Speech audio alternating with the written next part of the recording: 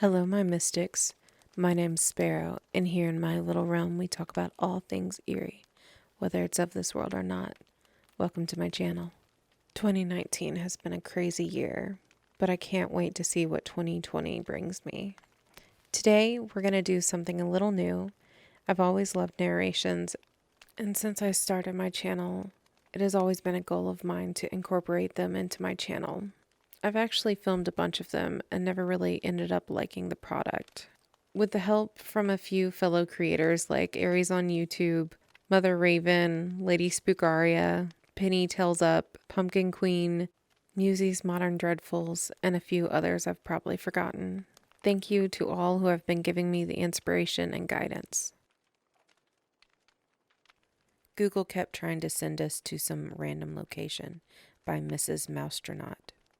Google kept trying to send us to some random location. My husband and I were driving home from a concert one night. He asked me to check our ETA on his phone, and I knew it had to be wrong as soon as I saw it. "Did you add a stop?" I asked. "No. Why?" "It's telling us it'll take 6 hours to get home." It had only taken us 2 hours to reach the concert, stops and all. "There's a random stop here, no name on it." "Can you fix it?" he asked. Normally, he would have stopped and checked on it himself, but he was trying to merge onto the highway, and we were both tired and wanted to get home soon. "Sure, hang on." I deleted the random stop, and sure enough, we made it home just under 2 hours later. A few weeks later, the same thing happened on our way home from church. We wanted to stop at a new restaurant no more than 20 minutes away, and the phone's ETA said we would be there in 5 hours. "It must have been a problem with the screen," my husband said. After some pondering, the screen had shattered a while ago, and he had been putting off buying a new one. "Remind me to get a new case next time." I wasn't there the third time it happened, but I figured it had because I saw my husband searching online for a new phone and a case that evening. Several weeks after the new phone arrived, it happened again. He was driving to a book club meeting downtown, definitely not 3 hours away. We chalked it up to an issue with the phone app itself, so he uninstalled and re-downloaded Maps. 15 minutes, that's more like it. When I left the meeting, he told me he'd reported the bug in app and couldn't find anyone else with a similar issue. It almost got us the next time we drove. We were going to his sister's house an hour south of us, and we added a stop for Chick-fil-A. We took an exit off the highway and followed the signs for Chick-fil-A, but the map wanted us to keep going on a random road, seemingly forever. I was positive I'd selected Chick-fil-A as a stop, but it was gone now, replaced by a mysterious stop. I didn't tell my husband. I let him think this was the place I'd found to begin with. My sister-in-law's place was lovely as usual. She has a 6-year-old boy and a 2-year-old girl, and their smiles and hugs were enough to take my mind off things. We had dinner with them, and the kids left to play with their toys while my husband and I sipped wine with my sister-in-law. My seat at the table was close to the door to the kids' room, which was opened. At some point, I zoned out and caught myself staring at my niece, playing with one of those bulky educational toys that would sound out letters and numbers for the kids to press. My niece took her time pressing the correct buttons, focused yet serene. I turned back to the conversation at the table, but I could still hear the toy belting out stuff like, "Let's count. 10, 9, 8, 7, 6. Then it clicked. I excused myself to go to the bathroom, hoping it was just dinner that hadn't sat well with me. But the penny had dropped, and I just wanted to find it and hurl it back into the darkness. The random stops weren't random at all. They had been getting closer. I hadn't been paying attention to the stops themselves. They were always just a set of coordinates with no noticeable landmarks nearby. I was pretty sure I would have noticed the same set of coordinates appearing more than once, or at least a neighborhood name. But I remembered the ETAs. Here's the thing. I don't retain information very well, even if it's important, like names and appointments and chores. Random info, then, is highly unlikely to register with me, so the fact that I could remember the ETAs in order troubled me. Some dormant instinct took note of those ETAs, sensed a pattern, and was trying to warn me of what was coming. I want to say that I listened. I'm sure some of you think you would have listened if you were in my shoes, but the truth is, you just can't know what you'd do in any scenario until you've gone through it and lived to tell the tale. Besides, who would believe me? Again, some of you might think you would have, or that my husband should have, but that's not how it goes. Nothing happened for a while. I can't say for how long, but I was still on edge. I avoided going out, especially to new places. I ran out of excuses and ended up admitting what I felt to my husband. He didn't react badly, he just didn't believe me, which I don't blame him for. He did the best he could as a loving husband, and I just wish I could say the same. Pretty soon after that, a movie we really wanted to see came out in theaters, so we gathered some friends and made plans to go as a group. The original idea was to go to the same theater we always went to downtown, but scheduling issues made us decide to go to a different theater a bit further away. My husband opened his phone to search for the address, but I insisted on using mine instead.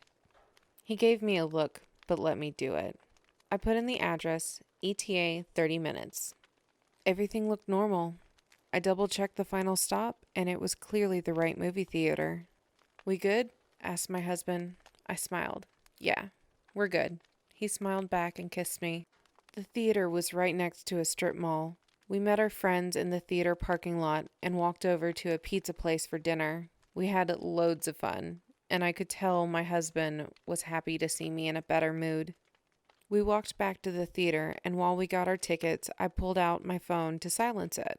The Maps app was still open and on navigation mode. While I turned off the navigation, I caught a glimpse of the destination marker before it disappeared. It wasn't in the same spot as the theater's marker, which isn't that strange. Sometimes Google tells you that your destination is several yards away from the actual building's entrance. But the point the navigation tried to lead us to was an empty lot right next to the theater, between it and the strip mall. The movie was great, I think. I don't recall much of it anymore. The point is, when we left the theater, I glanced at the spot between the theater and the strip mall. It was covered in dense foliage. I know now that there was something there, watching us, following us. We fell back into our routine, sort of. I called in sick to work one day, hoping some rest would get my mind off things, but quickly I realized that being home alone felt so much worse. I was back at work the next day.